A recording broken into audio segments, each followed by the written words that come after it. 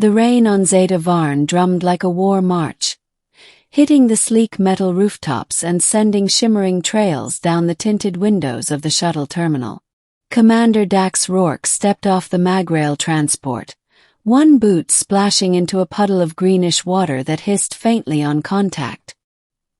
He squinted up into the neon-lit smog, adjusting the strap on his duffel. He hated celebrity security details, but they paid better than merc work, and after the Belarus cluster disaster, he needed the money and the downtime. Half his old unit had gone up in fire, and what was left of him hadn't been sleeping well. This gig, protecting an alien songstress with a cult following across 4 systems, seemed easy enough.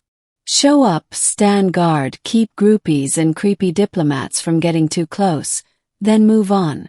At least that's what the briefing promised. Her name was Saria of Lixari Prime, a native of a crystalline-voiced species known as the Cerethians. Humanoid in form, their vocal cords had evolved for sonic resonance, allowing them to emit frequencies that could influence emotional states in dozens of species. Music wasn't just an art form to the Cerethians, it was almost spiritual. Their performances were more like ceremonies, and their most famous artists were treated as high priestesses. Saria, he'd heard, was the closest thing they had to a queen. Dax didn't care for music. Not anymore. It reminded him too much of Earth, of the way his mother used to hum while cooking, of old friends back before the wars. He was assigned to Saria for a 2-week tour through the frontier colonies, a circuit of domed cities, half-terraformed worlds, and mining outposts where people were so starved for beauty they paid obscene credits just to hear her sing. The mission was clear: keep her alive. Rumors of assassination attempts had circulated after her song at the Eltari Peace Accord had temporarily halted a border war. Not everyone appreciated her influence. She arrived in silence. The private shuttle she stepped out of gleamed with anti-grav grace, but what made Dax pause wasn't the ship, it was her. 7 feet tall, lithe, and wrapped in a flowing, iridescent garment that shimmered between hues with her movements.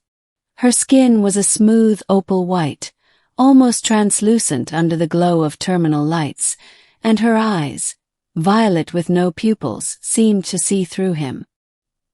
He straightened, hand to his sidearm instinctively, then dropped it. She raised one elegant hand, and with a soft smile that glimmered across species lines, she said his name. Dax Rourke. You smell of metal and regret. He blinked.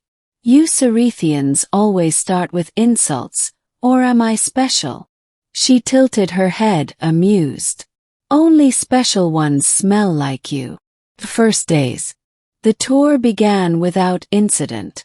Saria sang in the Almec Spire on Tolver 6, beneath a vaulted dome of pulsating bioluminescent vines.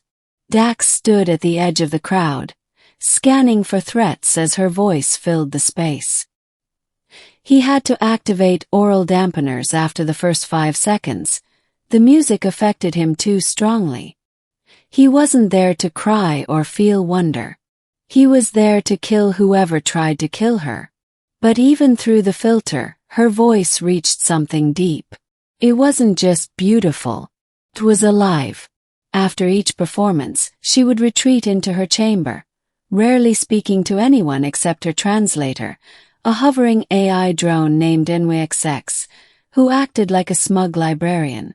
Still, Dax noticed her watching him, between songs, during meals, in the hallways of orbital hotels.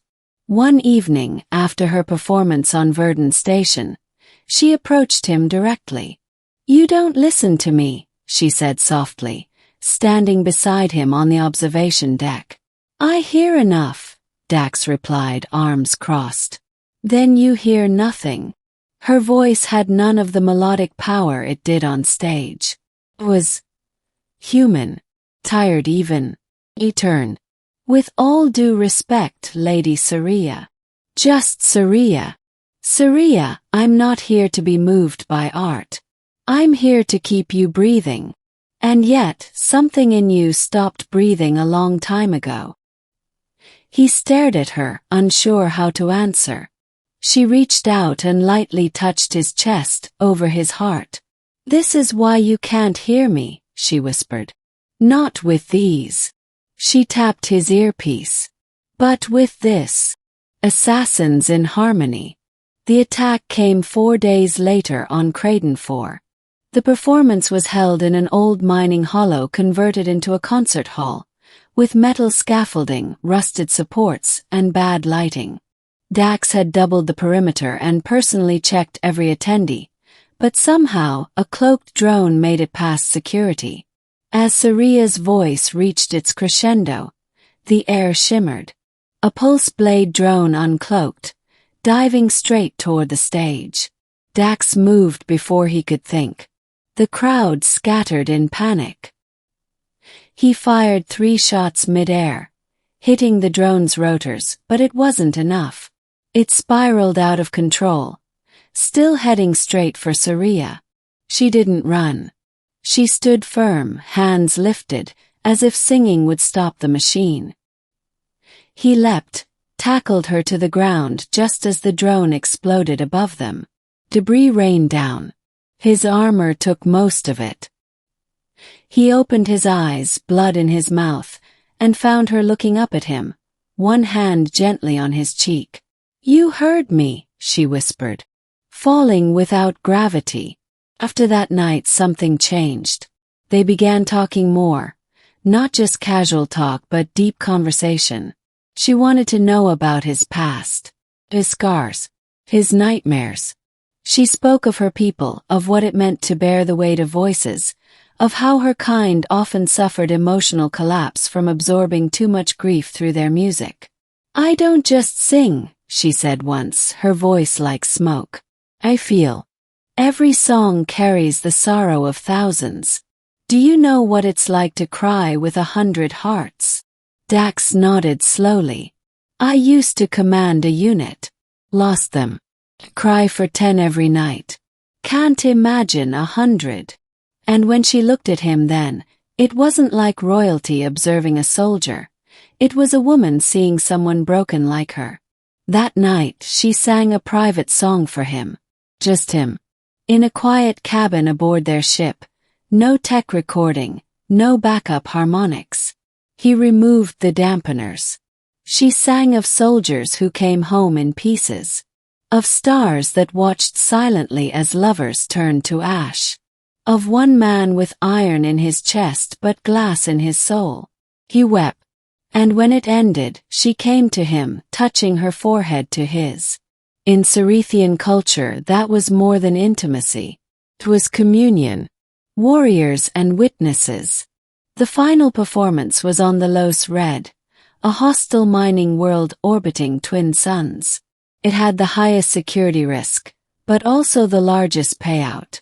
Officials had confirmed a merc group with ties to an anti-Cerethian faction was on the planet. Dax ordered a full scan of the arena. Tripled the guard. Still something didn't feel right. Saria took the stage anyway. She looked back at him once before the song started. No words. Just trust. Midway through the performance, Dax spotted them. 2 figures in the catwalks above, aiming high-frequency disruptors, weapons that could tear through Cerethian vocal cords like razors. He moved fast but not fast enough. The shots rang out. Saria flinched, a high keening sound ripping from her throat, but not in pain. In defiance.